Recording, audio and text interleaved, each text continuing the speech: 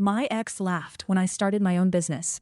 4 years later, he walked into my office asking for a job. The last thing Ryan ever said to me before we broke up was, "You're not the kind of person people bet on." At the time, I believed him. I packed my things, walked out of our apartment, and cried in my car for almost an hour. 4 years later, the receptionist called me and said, "Your 2 o'clock interview is here." I looked up from my desk, and the man walking through my office door was Ryan. He looked directly at me, then completely froze. My name is Sophie. When people meet me now, they assume I've always been confident. They think confidence is something you're born with. It isn't. Sometimes, confidence is just what grows after someone spends years convincing you that you'll never be enough.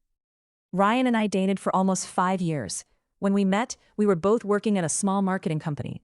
He was outgoing, ambitious, the kind of person who could sell an idea before he'd even finished thinking about it. I admired that.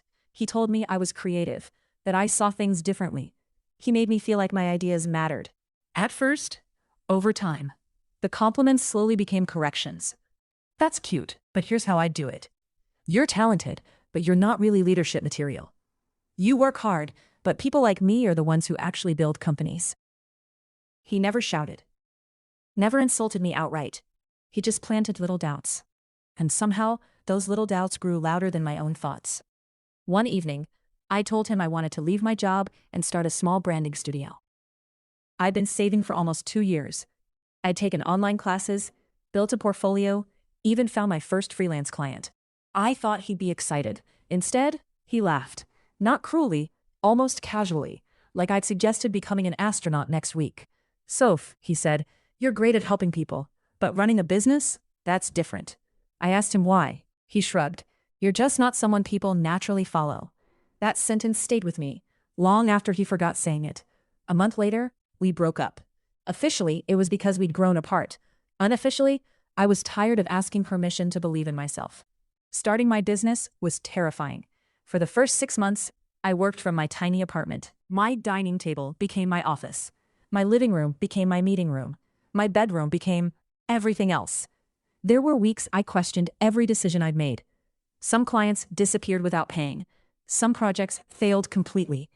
There were nights I wondered if Ryan had been right all along. But every time I thought about quitting, I remembered something.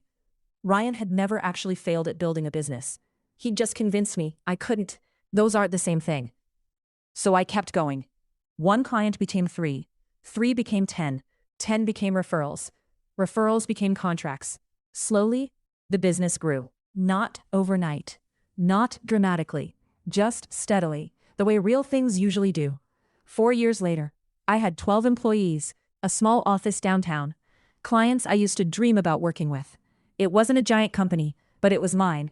And for the first time in my life, I didn't wake up wondering if I was enough. One Tuesday morning, our HR manager told me we'd scheduled interviews for a new project manager. I wasn't planning to sit in. Then one applicant canceled, so I decided to help. At exactly 2 o'clock, my assistant knocked. "Your interview is here." I looked up and nearly dropped my coffee. Ryan. He stopped walking the second he saw me. For a few seconds, neither of us spoke. Then he smiled awkwardly.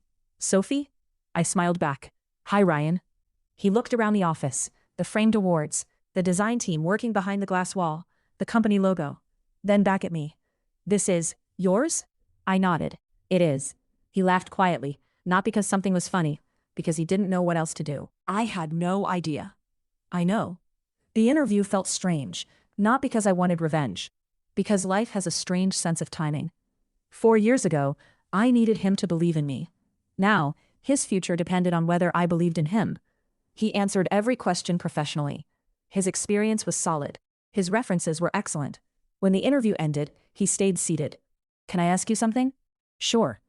"Did what I said back then really affect you that much?" I looked at him for a moment. Then I answered honestly. "More than you probably remember saying it." He looked down. "I'm sorry."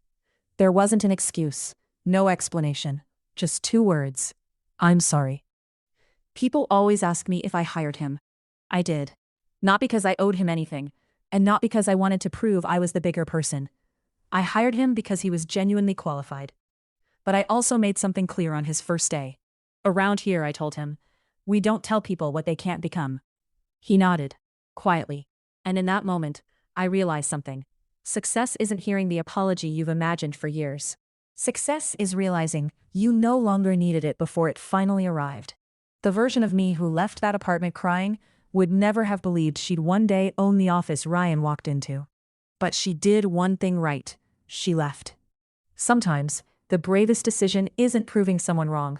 It's finally giving yourself the chance to prove yourself right.